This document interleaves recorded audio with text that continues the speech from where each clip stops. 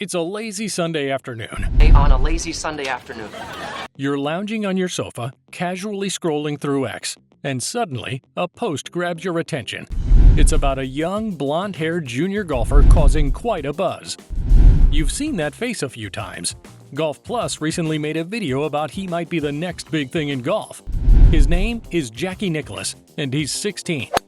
The post goes on and on about how he recently used a third-round 64 to outshine a field of seasoned pro golfers and claim victory at the Ohio Open, a win that catapulted him to the coveted #1 spot in the Rolex AJGA rankings.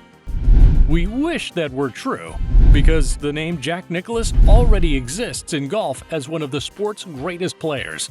He was born decades before X even existed, and back then, there were no AJGA rankings or YouTube videos dissecting his every move. However, at 16, the actual Jack Nicklaus, the Golden Bear, did participate in the Ohio Open, shooting a remarkable 64 to claim victory in 1956. He was heralded as the best junior golfer in America during his time. Had Jack Nicklaus been born 16 years ago, you'd probably see him trending on X alongside our young fictional Jackie. But since we can't turn back time, let's dive into the insane prime of Jack Nicklaus's career, a journey that spanned 2.5 decades and saw him amass nearly 20 professional major championships. Junior and amateur golfers are internet celebrities before they even go professional, thanks to the fact that events like the US Junior, US Amateur, and other elite college tournaments are broadcast nationally. When Nicklaus played as a junior, the best recognition he probably ever received was a mention in the local newspaper. There are wonderful amateur golfers today with promising talent, but none come close to Jack Nicklaus's amateur resume. Jack started at 12 in 1952, winning 5 straight Ohio Junior titles. In 1956, at 16, he won the Ohio Open. He won the International JC Tournament a year later and qualified for the 1957 US Open. At 18, Jack finished 12th in his first non-major PGA Tour event. He won the 1958 and 1959 Trans-Mississippi Amateur at 19 and the 1959 US Amateur, becoming the youngest champion at the time. That same year, he would win the North and South Amateur, but Jack was only just beginning. At 20, Jack showed up at the 1960 Masters and tied for 13th.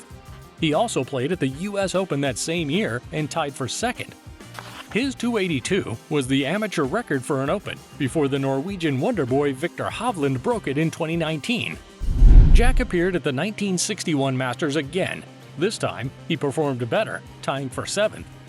He won the NCAA championship for that year, the US Amateur, and tied for 4th in the US Open. If you know a golfer who achieved all of this or better in their amateur days, please let us know in the comment section. The World Amateur Golf Rankings did not exist during the late 1950s, early 1960s.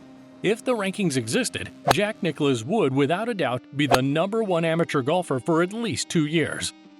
This sustained run is almost impossible in the sport today. However, that run was only sustained thanks to an insane driving distance and an almost perfect swing.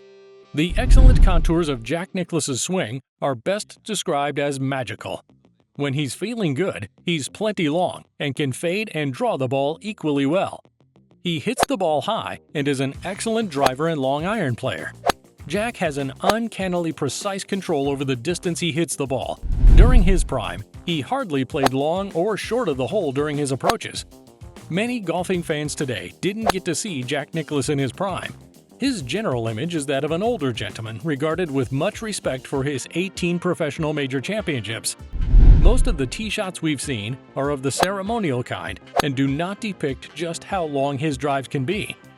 In 1963, Jack won the long drive contest at the PGA Championship with a long drive measuring 341 yards 17 inches. He used an 11-degree wood driver with a 32.75-inch dynamic edge shaft. But winning the long drive contest was only a precursor to what would happen because Jack won the 1963 PGA Championship. Like most long hitters in the sport today, Jack often overpowered courses as they do. Regarding his driving prowess, Lee Trevino thinks it would be better if Jack had access to the clubs and balls used in the game today. Jack had a physical and length advantage over his competitors, and he had that habit of swinging his hands majestically high at the top of his backswing to produce all that power. Lee Trevino, speaking to Golf Digest in 2010, said if Jack in his prime could have played the clubs and balls these guys are playing today, he would have hit that sumbitch 400 yards. There's not enough data to support this claim, but for some reason, IBM decided to measure the driving distances for 11 tournaments in 1967, which gives us just enough scientific data to prove this point. During this time, Jack was 27 years old and still in his prime. The results showed that Jack averaged 276 yards, the longest on the tour. He was 4.5% longer than the average distance of 260.2 yards. In the 2018-19 season, the average driving distance on the tour was roughly 293.8 yards. If we factor in Jack's performance advantage of 4.5%, he would be averaging about 312.9 yards, ahead of players like Dustin Johnson, Tony Finau, and Brooks Koepka.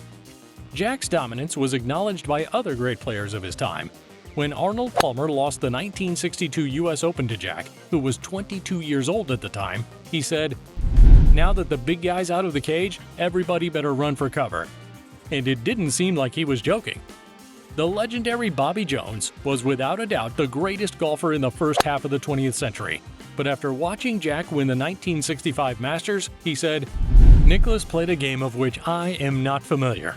Bobby Jones' dominance in the 1920s made everyone feel like no one could do any better. But after seeing Nicklaus's gameplay and achievements, the golfing world agreed that Jack Nicklaus was the greatest golfer of the second half of the 20th century. Jack went nowhere else but up after his first win on the tour.